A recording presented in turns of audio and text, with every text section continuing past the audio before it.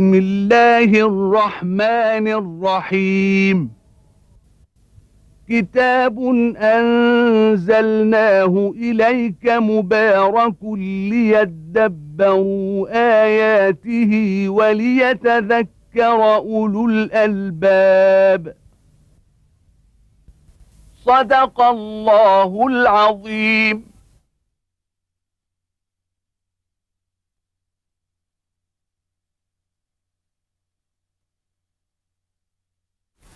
إن الحمد لله نحمده ونستعينه ونستهديه ونستغفره ونعوذ بالله من شرور أنفسنا ومن سيئات أعمالنا.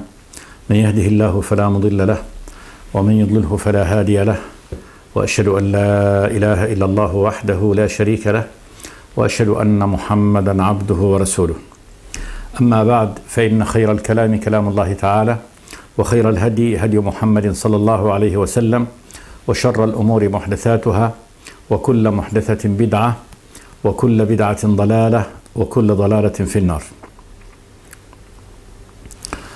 وبعد، فقد وقفنا في الحلقة الماضية عند قول الله تبارك وتعالى: وهذا كتاب أنزلناه مبارك مصدق الذي بين يديه ولتنذر أم القرى ومن حولها والذين يؤمنون بالآخرة يؤمنون به وهم على صلاتهم يحافظون.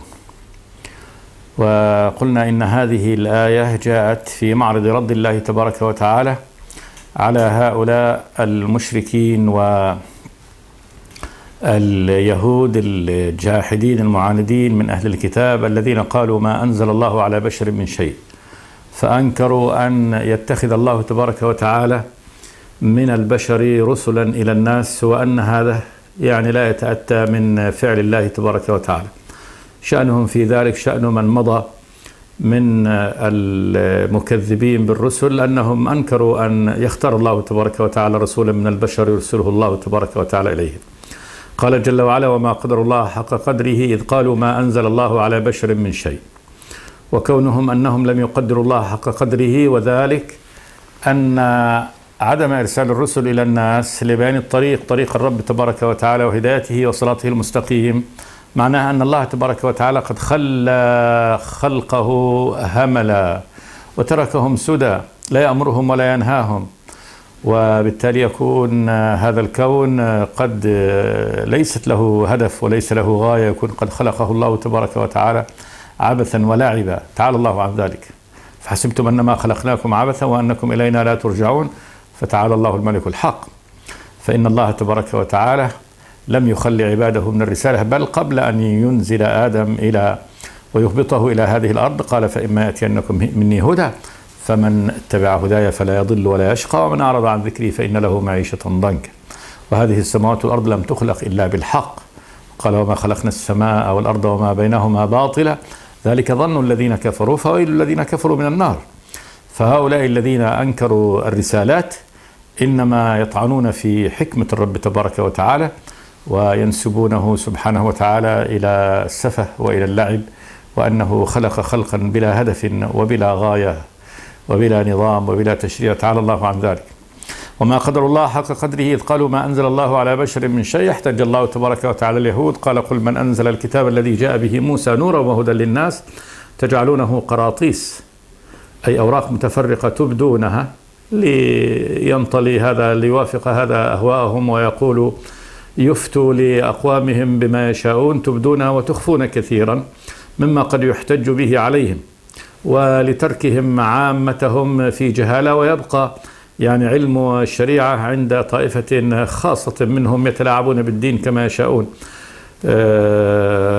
تجعلونه قراطيس تبدونها وتخفون كثيرا وعلمتم ما لم تعلموا أنتم ولا آباؤكم قل الله ثم ذرهم في خوضهم يلعبون. هذا الخوض الشديد جدا، وسماه الله تبارك وتعالى لعب، لأنه قول يعني بلا علم كفعل اللعب، وويل لهم من هذا.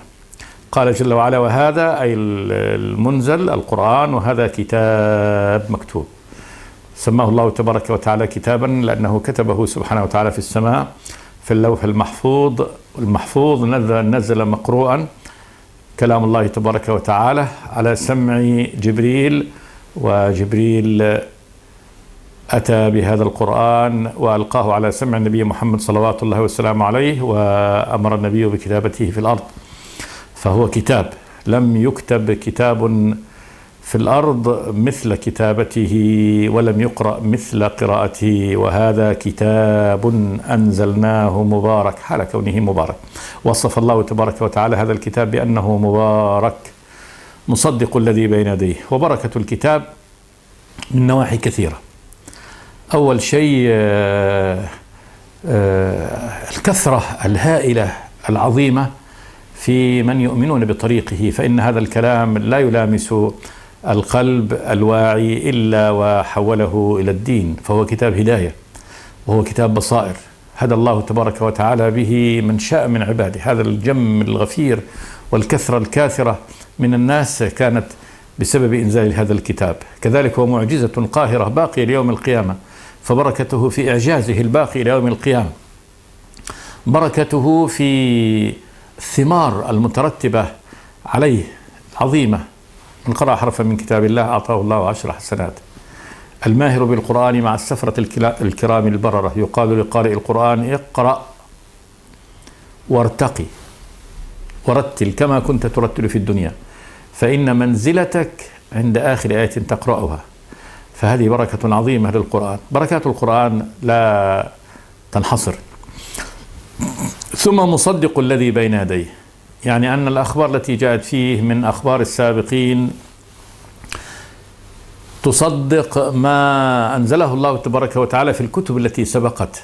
فإذا قرأنا ما كتب الله تبارك وتعالى عن نوح وعن إبراهيم وعن موسى وعن يوسف عليه السلام، وقرأنا هذا المنزل في القرآن بما يعني كان في الكتب السابقة، وجدنا تطابق التصديق لهذا مع تصحيح القرآن لما افتراه اليهود والنصارى كذلك في كتبهم عن الله تبارك وتعالى. مصدق الذي بين يديه أي من الكتب، يعني يصدقها في الصدق الذي جاءت به من الإيمان بالله تبارك وتعالى وتوحيده وعبادته، والأخبار السابقة سواء كانت الأخبار من أول آدم أو الأخبار التي يعني قبل آدم من خلق السماوات والأرض وخلق الله تبارك وتعالى لآدم وإنزاله إلى الأرض وخلق الجنة وخلق النار. مصدق الذي بين يديه. ثم قال جل وعلا يا أنزلناه كذلك ولتنذر أم القرى ومن حولها والذين يؤمنون بالآخرة يؤمنون به وهم على صلاتهم يحافظون. يعني أنزلنا هذا القرآن هذا المبارك لتنذر أم القرى مكة. سماه الله تبارك وتعالى أم القرى أولا لاختيارها، اختيار هذا المكان منذ خلق الله السماوات والأرض، اختار هذا المكان وفضله على كل الأمكنة، كما قال النبي إن الله حرم مكة يوم خلق السماوات والأرض. ثم لجعل الله تبارك وتعالى الرسالة الخاتمة من رسالاته في هذا المكان والتي تنطلق منه إلى كل العالم، فأصبحت هذه أم العالم، أم قرى العالم كلها هذه، لأن منها تنطلق رسالة الله تبارك وتعالى التي يؤمها بعد ذلك كل يعني من شاء الله تبارك وتعالى هدايته من أفراد العالم، ينطلق الشعاع والنور منها هنا. سماها الله أم القرى كذا وكذا. قد قال النبي قد يعني حولت إلى قرية تأكل القرى المدينة ديت. فمن أم القرى مكة بعث الله تبارك وتعالى هذا النور المحمدي نور الإسلام ليغطي الأرض ومن حولها ومن حول يعني مكة من القرى، لتنذر أم القرى ومن حولها. قال جل وعلا والذين يؤمنون بالآخرة يؤمنون به وهم على صلاتهم يحافظون. حصر الله تبارك وتعالى الذين يؤمنون بالقرآن هم الذين يؤمنون بالآخرة، وذلك أن الإيمان بالآخرة وما فيها من الحساب والوقوف والقيام بين يدي الرب تبارك وتعالى، هذا من آمن به قدر كل شيء فيؤمن بالقرآن، يؤمن أن هذا كتاب الله تبارك وتعالى. وأما الذي لا يؤمن بالآخرة فإنه يصم آذانه ويعمي بصره عن هذا، لا يسمع لكلام الله تبارك وتعالى. قال جل وعلا والذين يؤمنون بالآخرة يؤمنون به. وفي هذا كذلك تعريض بهؤلاء أنهم لا يؤمنون بالآخرة، ولذلك لا يؤمنون به، لأنهم لما يعني استحال عندهم أن يعيد الله تبارك وتعالى الخلق مرة ثانية، أعني عندهم عند العرب، فقد كان هذا الأمر عندهم محال على الله، عندهم يعتقدون أنه يستحيل على الله مع اعتقادهم بأنه خالق السماوات والأرض أن يعيدهم مرة ثانية إلى الحياة والوجود. ولذلك لما كانت هذه القضية عندهم عقيدة مستقرة ثابتة في كيانهم، يرون أن يعني الإيمان بها يخالف العقل ويخالف المنطق، فقد كانوا يقولون إذا متنا وكنا ترابا وعظاما أئنا لفي خلق جديد، وقالوا إذا ضللنا في الأرض أئنا لفي خلق جديد. هذا أمر يراه غاية مستحيل. وضرب لنا مثلا ونسي خلقه قال من يحيي العظام وهي رميم. من يحيي، هذا يقوله هذا الكافر استبعادا لأن يكون الله تبارك وتعالى عنده القدرة على أن يعيدهم مرة ثانية. وكانت هذه أصبحت دين عام لهم، كما قال جل وعلا عنهم بل ادارك علمهم في الآخرة. ادارك يعني تناقص شيئا فشيئا، بل هم في شك منها، بل هم منها عمون. وصل الحال إلى العمى الكامل عنها. فلما كانوا ينكرون الآخرة والبعث والنشور، أنكروا بعد ذلك كل ما يترتب على هذا الأمر من تصديق النبي صلى الله عليه وسلم، من تصديق هذا القرآن. عموا كل هذا، رأوا أن هذا يعني أمر يخالف المنطق ويخالف العقل، ولذلك لم يأبهوا به. فالله يقول سبحانه وتعالى والذين يؤمنون بالآخرة، الذين يعتقدون بالآخرة حقيقة يؤمنون به،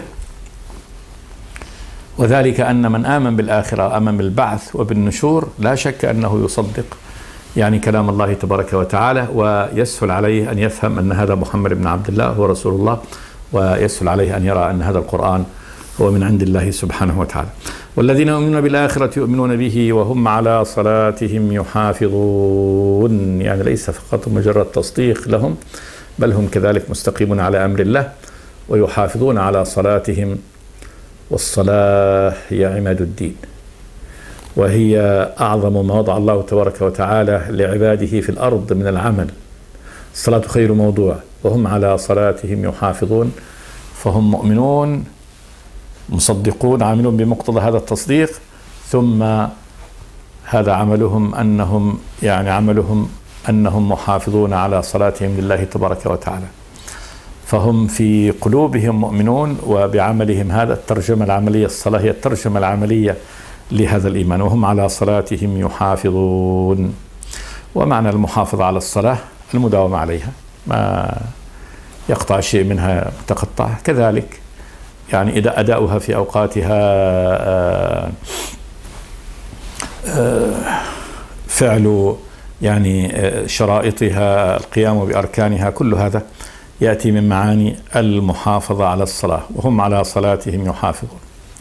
ثم قال جل وعلا ومن أظلم ممن افترى على الله كذبا أو قال أوحي إلي ولم يوحى إليه شيء ومن قال سأنزل مثل ما أنزل الله ولو ترى إذ الظالمون في غمرات الموت والملائكة باسطوا أيديهم أخرجوا أنفسكم اليوم تجزون عذاب الهون بما كنتم تقولون على الله غير الحق وكنتم عن آياته تستكبرون ولقد جئتمونا فرادا كما خلقناكم أول مرة وتركتم ما خولناكم وراء ظهوركم وما نرى معكم شفعاءكم الذين زعمتم أنهم فيكم شركاء لقد تقطع بينكم وضل عنكم ما كنتم تزعمون.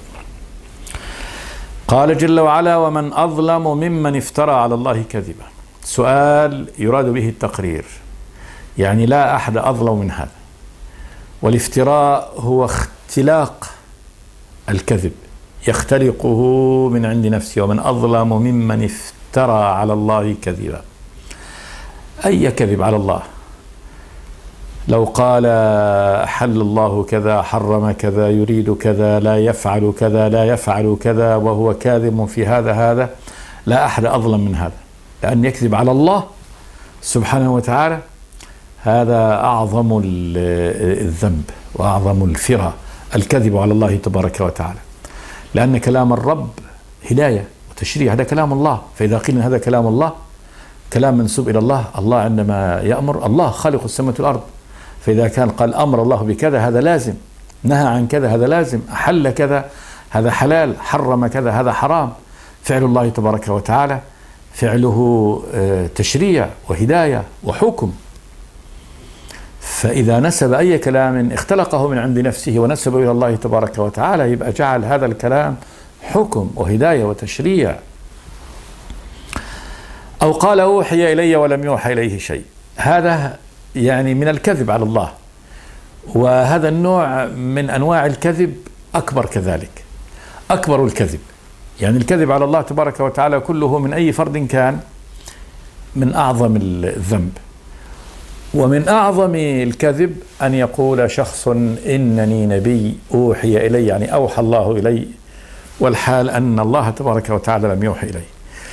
لأن من قال ذلك أوحي إلي معناه أنه يعلن أن الله قد اختاره، ويصبح كلام هذا المختار دين وتشريع. ما دام أن الله اختار هذا وأرسله أو جعله نبيا، فإذا جعله مثالا للناس، جعل كلامه دينا، تشريعه دينا، قوله دين. إذا قال هذا حلال أو هذا حرام خلاص وحكم. فهذا يكون قد نسب نفسه للرب تبارك وتعالى ويتكلم وكأنه يتكلم باسم الله تبارك وتعالى. أو قال أوحي إلي ولم يوحى إليه شيء، يعني لا أحد أظلم من هذا.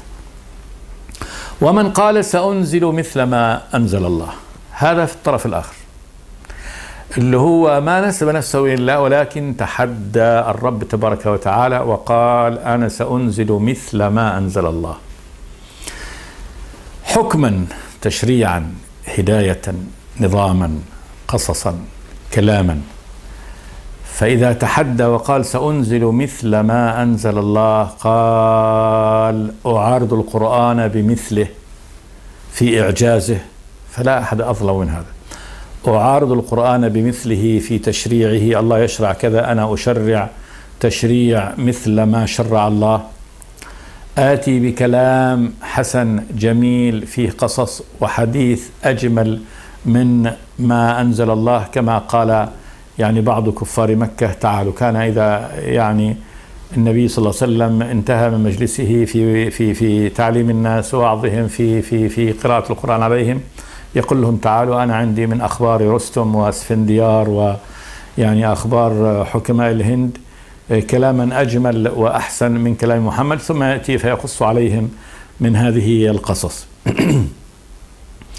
فمن قال سأنزل مثل ما أنزل الله في أي صورة من صور هذا التشبيه بين ما أنزله الله تبارك وتعالى تشريعا أو قصصا أو حكما أو إعجازا، سأنزل مثل ما أنزل الله، لا أحد أظلم من هذا كذلك. المتحدي للرب تبارك وتعالى الذي يقول سأنزل مثل ما أنزل الله. قال جل وعلا ولو ترى إذ الظالمون في غمرات الموت، يعني ولو ترى إذ الظالمون في غمرات الموت، والجواب محذوف، يعني لرأيت أمرا مهولا. هنا يذكر الله تبارك وتعالى بهم في حال ضعفهم وفي حال قبض أرواحهم. هذه الحال الذي ينتزعون من هذه الأرض. طبعا الحال الأولى هذه حال وهم في الحياة يقولون ويفتخرون ويكذبون على الله تبارك وتعالى ويتبجحون بما يتبجحون، هذا الحال الأولى. الحال الثانية عندما يأتي هؤلاء، عندما يأتيهم الموت. ولو ترى إذ الظالمون، سماهم الله تبارك وتعالى بالظالمين لأن كل هؤلاء ظالمون. الذي افترى على الله كذبا، الذي قال أوحي إلي ولم يوحى إليه شيء، مثل الذين ادعوا النبوة من سيلم الكذاب، سجاح، الأسود العنسي، المختار بن أبي عبيد الله الثقفي، غير هؤلاء ممن ادعى النبوة. ولو ترى إذ الظالمون، يعني هؤلاء الذين افتروا على الله تبارك وتعالى والذين تبجحوا وقالوا سننزل مثل ما أنزل الله في غمرات الموت. غمرات جمع غمرة، والغمرة أصلها ما يأتي على شخص ويغطي أي شيء يغطيه. والموت له سكرات، إذا جاء بثقله على الإنسان يعني عند نزع الروح فإنه يذهب إحساسه، يغمى عليه، ثم قد يفيق، ثم يأتيه شدة أخرى من شدة نزع الروح فيغمى عليه. فقال جل وعلا: ولو ترى إذ الظالمون في غمرات الموت، يعني في سكراته وحال كونه يغطي على يعني عقولهم عند نزع الروح. والملائكة باسطوا أيديهم، الملائكة ملائكة العذاب لهؤلاء الذين تأتي لأخذ روح هؤلاء، باسطوا أيديهم بالضرب. البسط، بسط اليد هو مدها، وهنا يمدونها بالضرب كما قال تبارك وتعالى: ولو ترى إذ يتوفى الذين كفروا الملائكة يضربون وجوههم وأدبارهم. إذ يتوفى الذين كفروا الملائكة، يعني الملائكة يتوفون الكفار، يضربون وجوههم وجه وأدبارهم يعني خلفهم ظهورهم. والملائكة باسطوا أيديهم بالضرب لهم. أخرجوا أنفسكم، أخرجوا أنفسكم. طبعا هذا يعني أمر للاستهزاء بهم، يعني أخرجوا أنفسكم من سكرات الموت، من الموت، وأنتم تنزع منكم الروح، هل تستطيع أن تخرج نفسك وترجع إلى الحياة مرة ثانية؟ يقول لهم: أخرجوا أنفسكم، يعني من العذاب والهلاك الذي أنتم فيه وقادمون عليه. اليوم تجزون عذاب الهون، اليوم عندما تنزع أرواحكم وترجعون إلى الرب تبارك وتعالى تجزون الجزاء، اللي هو أن يأخذوا يعني نصيبهم، مكافأة يعني عملهم الذي عملوه، عذاب الهون. الهون الذلة، يعني عذاب الذلة، عذاب تذلون فيه. وذلك أن عذاب الله تبارك وتعالى يعني له ألوانه، فهو مؤلم وهو في ذات الوقت مهين لهم. يعني المؤلم مثلا الوضع في النار إيلام، لكن عندما يوضع في النار دزا فهذه إهانة، أو يؤخذ إليها سحبا على وجهه فهذه إهانة. وعندما يطرق بمطرقة الحديد على رأسه هذه إهانة. وعندما يصب من فوق رؤوسه الحميم يكون هذا إيلام وإهانة، ففي إهانة. ثم عندما يبكت ويعير ويقال له: ذق إنك أنت العزيز الكريم، ويقول له: إن هذا ما كنتم فيه تمترون، ويقول له: يعني أفسحر هذا أم أنتم لا تبصرون. فكذلك يقرع بأنواع التقاريع، ويذكر يعني ما سلف من إجرامه ومن تكذيبه. وعندما يحتقر نفسه وهو في النار يقول له: الله يعني يمقتك أكثر من مقتك لنفسك، إن الذين كفروا ينادون لمقت الله لكم أكبر من مقتكم أنفسكم إذ تدعون إلى الإيمان فتكفرون. فالملائكة تقول لهم: اليوم تجزون عذاب الهون، عذاب الذلة، الهوان، بما كنتم تقولون على الله غير الحق. بسببنا، يعني بسبب قولكم على الله غير الحق، أنكم كنتم تقولون على الله غير الحق، وكنتم عن آياته تستكبرون. كنتم عن آياته تستكبرون، آياته هذه المنزلة من عنده سبحانه وتعالى، تستكبرون، أن تخضعوا لها، أن تذلوا لها، أن تؤمنوا بها. يعني تكبرتم وتعاليتم أن يعني تؤمنوا بآيات الله وأن تسلموا له. ولقد جئتمونا فرادا كما خلقناكم أول مرة. إعلام من الله تبارك وتعالى، يعني يقال لهم: ولقد جئتمونا، يعني أيها المفترون المكذبون، فرادا، واحد واحد، يعني يأتي فرد فرد. كما خلقناكم أول مرة، يعني عرايا، غير مختونين، حفاة، بلا أنصار وبلا جنود وبلا حشم وبلا خدم ولقد جئتمونا فرادا. وهذا يعني منتهى الضعف والذلة، بدون الحاشية والأعوان والجنود والأبناء. كما خلقناكم أول مرة عريانين، كما قال النبي صلى الله عليه وسلم: إنكم تحشرون الله تبارك وتعالى حفاة عراة غرلا. ثم قرأ النبي قال: كما بدأنا أول خلق نعيده وعدا علينا إنا كنا فاعلين.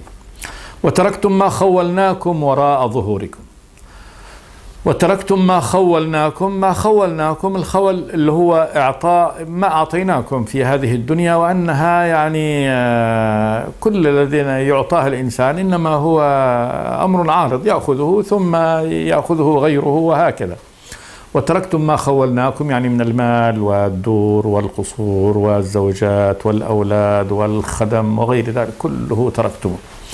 وتركتم ما خولناكم وراء ظهوركم يعني في الدنيا. وما نرى معكم شفعاءكم الذين زعمتم أنهم فيكم شركاء وما نرى معكم شفعاءكم، هذا استهزاء بهم يعني لا نرى معكم شفعاءكم، سموهم شفعاء، وذلك أنهم ظنوا أن هذه الآلهة التي يعبدونها من دون الله تبارك وتعالى تشفع لهم عند الله، كما الشأن في كفار يعني العرب كانوا يعتقدون بأن الملائكة بنات الله يشفعون لهم عند الله، وأن هذه الآلهة التي يعبدونها كذلك هم شفعاؤنا عند الله، كما قال تبارك وتعالى والذين اتخذوا من دونه أولياء ما نعبدهم إلا ليقربونا إلى الله زلفى، فقالوا إن هؤلاء يعني لا نعبدهم إلا ليقربونا الله تبارك وتعالى فهم شفعاؤنا. وقال تبارك وتعالى ويعبدون من دون الله ما لا ينفعهم ولا يضرهم ويقولون هؤلاء شفعاؤنا عند الله، يعني عبدناهم ليشفعوا لنا عند الله. فالله يقول وما نرى معكم شفعاءكم الذين زعمتم أنهم فيكم شركاء، زعمتم في الدنيا أنهم يعني أن هؤلاء الآلهة فيكم شركاء لله، أن لهم شركة مع الله، سواء كانت هذه الشركة شركة خلق وتصريف كما يقول النصارى في عيسى بن مريم عليه السلام، أو شركة شفاعة وشفاعة لازمة عند الله تبارك وتعالى كما يقول مشرك العرب، أو شركة صفات كما عبد من عبد من البشر ومن غيرهم، واعتقد عبادهم أنهم يشركون الله تبارك وتعالى في صفاته، يعني أن لهم شيء من الخلق ومن الرزق من الإحياء من الإماتة من التصريف، وأنهم يتصرفون ولو في بعض المخلوقات كتصريف الرب تبارك وتعالى، ومن أجل هذا عبدوهم من دون الله. وما نرى معكم شفعاءكم الذين زعمتم أنهم فيكم شركاء، قال جل وعلا لقد تقطع بينكم.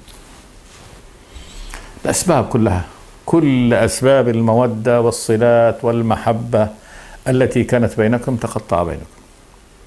وضل عنكم ما كنتم تزعمون، ضل عنكم، ضل يعني ضاع وذهب عنكم ما كنتم تزعمون، كل الذين تزعمونه من أن هؤلاء يعني هم أولياؤكم وهم شركاؤكم وهم سيشفعوا لكم عند الله تبارك وتعالى، كل هذا تركتموه، ضل عنكم بمعنى أنكم لم تعودوا تفكروا فيه، وإنما أصبح يعني فكركم الآن في كيف المخرج مما أنتم فيه الآن بعد أن يعني ظهرت الحقائق، كما قال جل وعلا إذ تبرأ الذين اتبعوا من الذين اتبعوا، إذ تبرأ الذين اتبعوا من الذين اتبعوا ورأوا العذاب وتقطعت بهم